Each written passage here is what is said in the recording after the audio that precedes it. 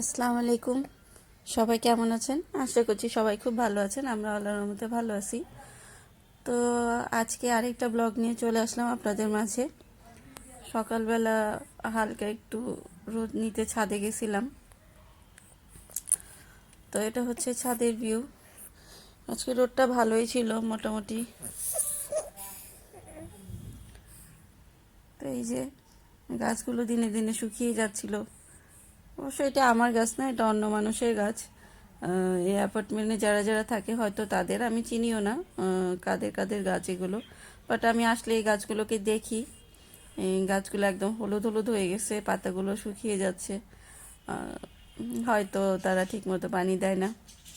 যাই হোক, একটু রোদ নিতে আসছি ছাদে।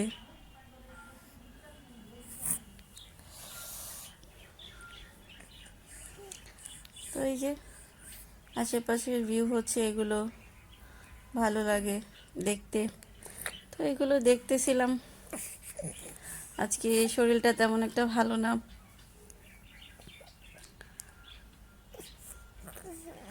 তো এই ফাঁকে বলে নিচ্ছি, আমার ব্লগে যারা নতুন অবশ্যই আমার চ্যানেলটা সাবস্ক্রাইব করবেন, পাশে থাকা বেল বাটনটি বাজিয়ে দিবেন নোটিফিকেশন পাওয়ার জন্য, যাতে আমি ডেইলি ব্লগ দিতে আগ্রহী হই।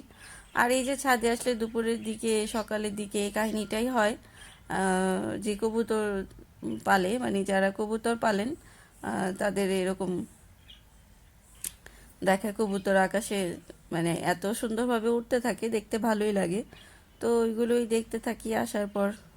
আর আমি বেসিক্যালি এত উঠিও না, আমার ছাদে এত আসা হয়ও না। যখন ওর বাবা বাসায় থাকে তখনই একটু একটু আসি, নাহলে তোর বাবা অফিসেই চলে যায়, তখন আর আসা হয় না। তো শনিবার ছিল, ওর বাবা বাসায় ছিল। তো এটা তো আমার ভিডিওগুলো একদিন আগের হয় বিধায়, মানে একদিন আগের ভিডিও, সারাদিন যা যা করি সেগুলো রেকর্ড করে আমি পরের দিন এগুলো আপলোড করে দিই। তো আজকে আবার যা যা করব সেগুলো আমি রেকর্ড করে রাখবো। ইনশাআল্লাহ যদি বেঁচে থাকি নেক্সটে আবার ভিডিও পাবেন পরের দিনে কি কি করতেছি। তো শনিবারের ফুটেজ ছিল এগুলো। তো শনিবারে যা যা করছি সেগুলোই আপনাদের দেখাচ্ছি। পুরান ঢাকার লাইফস্টাইল বলতে পুরান ঢাকায় কি কি হয় বা আমরা কিভাবে জীবনযাপন করি সেগুলোই আপনাদের সাথে শেয়ার করতেছি। এই যে আমার বেবিকে নিয়ে খেলা করতেছিলাম আর আমি সবজি কোটাকাটি করতেছিলাম। তো এই যে সবজিগুলো কুটে, আর এই লাল শাকটা আমি বেশ কিছুদিন আগেই করে রাখছি, গুছিয়ে রাখছিলাম যে রান্না করব।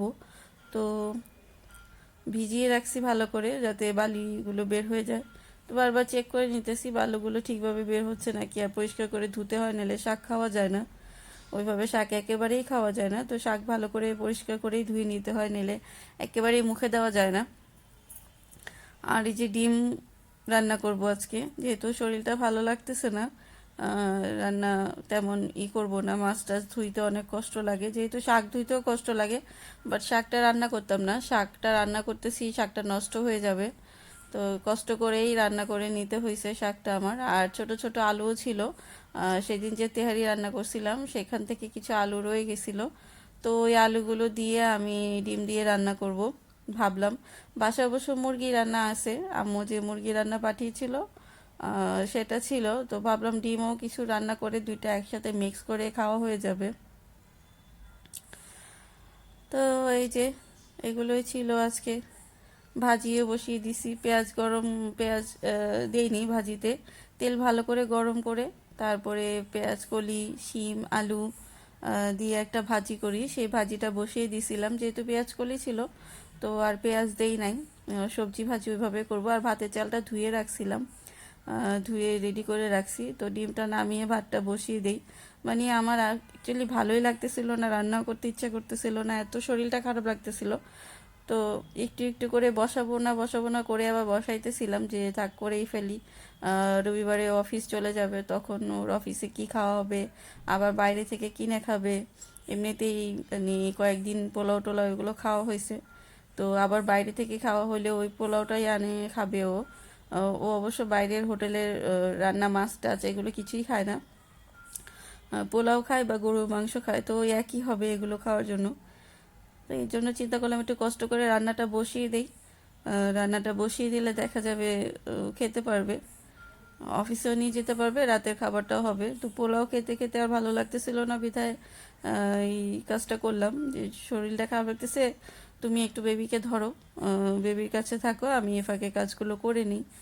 তো দেখা গেছে আজকে আমাদের টিভিটাও ঝামেলা হয়ে গেছে, টিভিতে নেটের কানেকশন পাইতেছিল না। সারাদিন ওর বাবা এটা আহ, ঠিক করার চেষ্টা করলো, বলল যে আমি কালকে চলে গেলে তুমি তো আবার কিছুই করতে পারবে না, একা একা মানে শুধু টিভি ছাড়া বসে থাকলেও ভালো লাগে না। তো এই জন্য ওর বাবা ঠিক করার চেষ্টা করতেছিল যে নেটের কানেকশন কেন পাইতেছে না টিভিতে। এমনিতে তো নেট অন করলেই চলে আসে, তা আমি দেখতে পারি।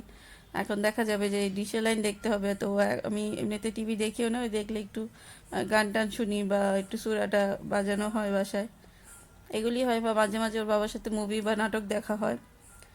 তো যাই হোক, এই ফাঁকে আমার ভাজিটাও হয়ে যাচ্ছে দেখেন। পেঁয়াজ কলি আর শিমটা বেশি দেওয়া হয়েছিল, আলু একেবারেই কম দিছি আমি। দুইটা আলু হবে, দুইটা আলু দেওয়া হয়েছে ছোট ছোট, আর সব সবজি ছিল। তো ওই ভাজিটা করে আমি নামিয়ে নিছি।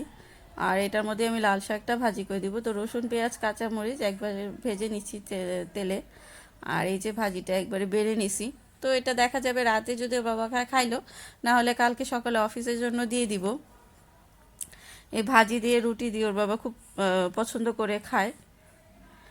আর এই যে ফ্রিজের ডিম ছিল আমার, এগুলো সব ক্লিন করতে হবে, এত অসুস্থ এই কয়দিন আমি। আর একটু দৌড়ের উপরে ছিলাম, তো কাজ টাজ তেমন করাও হইতেছে না।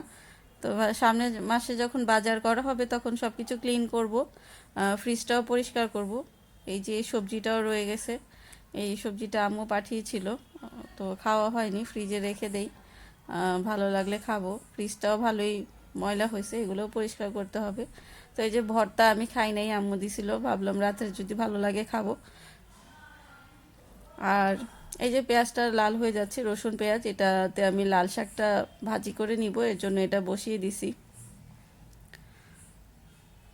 তো ভাজা হওয়ার পরে আমি শাকটা দিয়ে দিলাম, লবণও দিয়ে দিছি। তো আস্তে আস্তে এটা রান্না হতে থাকবে, শাকটা মচে গেলেই রান্নাটা শেষ হয়ে যাবে। তারপরে আমি ডিমটা বসিয়ে দিব, ভাবতেছি তো ডিমের তরকারিতে মুরগি একসাথে মিক্স করে রান্না করে নিব। তো ভাবলাম ডিমটা আগে একটু আলু দিয়ে রান্না করে নিই, তারপরে মুরগিটা মিক্স করে খাওয়া হয়ে যাবে। ওর বাবার অফিসেও দিয়ে দিব, খেয়ে নিব, ওর বাবাকে ডিম দিয়ে দিব অফিসের জন্য। তো দোনোটা সেম তরকারি ছিল, জাস্ট এটা ডিম আর মুরগি, তো একসাথেই করা যায়, এর জন্য আলাদা আলাদা গরম না করে আমি একসাথেই করে নিলাম। আর ভাতটা বলক চলে আসছে, ভাতটা চেক করে নিচ্ছি। তো ভাতটা ঠিকা দিয়ে দিছি, ভাত ঠিকা দিয়ে আমি এখানে লাল শাকটা চেক করতেছি। লাল শাকটাও প্রায় হয়ে গেছে, আর একটু দেখে তারপর নামিয়ে নিব ভাজা ভাজা করে। আজকে একদম ভাজা ভাজা করে ফেলবো শাকটাকে। তো এই যে শাক ভাজি হয়ে গেছে, বাটিতে বেড়ে আমি রেখে দিচ্ছি টেবিলে। যদিও ভালো লাগতেছিল না, বাট করতে হইলো একটু চিন্তা করে যে বাইরের খাবার আর খেতে ভালো লাগতেছে না। তো দেখা গেছে কালকে এগুলো করে আজকে আরও অসুস্থ হয়ে গেছি আমি, আজকে আমার আরও ভালো লাগতেছে না। তো রান্নাঘরের অবস্থা এই, জলথল হয়ে আছে একদম। পেঁয়াজটা ভালো করে ভেজে নিচ্ছি, ওই ছোট আলুগুলো ভালো করে ধুয়ে আবার দিয়ে দিলাম। দিয়ে এখানে আমি একটু আদা রসুন দিব, একটু হলুদ, একটু মরিচ, লবণ, ছোট্ট একটা তেজপাতা দিয়ে দিছি। এই যে হলুদ, মরিচ, লবণ আর একটু আদা রসুন দিয়ে আমি এখন মশলাটা দিয়ে আলুটাকে ভালো করে কষিয়ে নেব। কষিয়ে নেওয়ার পর আমি ডিম দিয়ে তারপর মুরগির তরকারিটাও দিয়ে দিব একসাথে। মুরগির তরকারি ছিল, তো ভাবলাম ওইটা না খেয়ে ডিমটাও দিয়ে দিই। মানে মুরগির মধ্যে আমি ডিম দিতে চাইছি, ভাবলাম ডিম দিয়ে রান্নাটা, মানে ডিম দিয়ে তরকারিটা গরম করে ফেলি, পরে আবার ভাবলাম যে না, একটু আলু একটু পেঁয়াজও দেই, খাওয়া যাবে। তো এই জন্য আলু, পেঁয়াজ, ডিম এগুলো ভালো করে কষিয়ে নিয়ে তারপর মুরগি মিক্স করে দিব, ওই তরকারিটা মিক্স করে খেয়ে নেব। ওর বাবা খাইলে খাবে, মুরগি খাবে, ডিম খাবে, যেটা ইচ্ছা করবে সেটাই খাবে। তো আজকে রান্না বাড়ে এগুলোই ছিল। শরীরটা তেমন ভালো নয় দেখে এগুলোই গরম করে, বলতে পারি মুরগিটা আমি গরম করেই খেয়ে নিছি।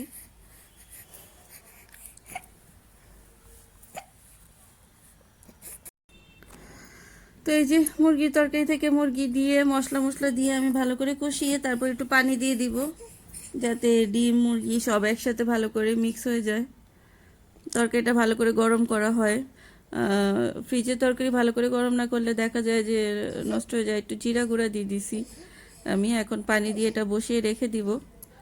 রাত্রেবেলা যখন খাইছি তরকারিটা ভালো লাগছিল আমার কাছে, মানে দেখা যায় যে ইচ্ছা না করে রান্না করা জিনিস কিন্তু অনেক সময় খুব মজা লেগে যায়। তো আজকে এগুলোই ছিল, কালকে দেখা হবে। আল্লাহ হাফেজ।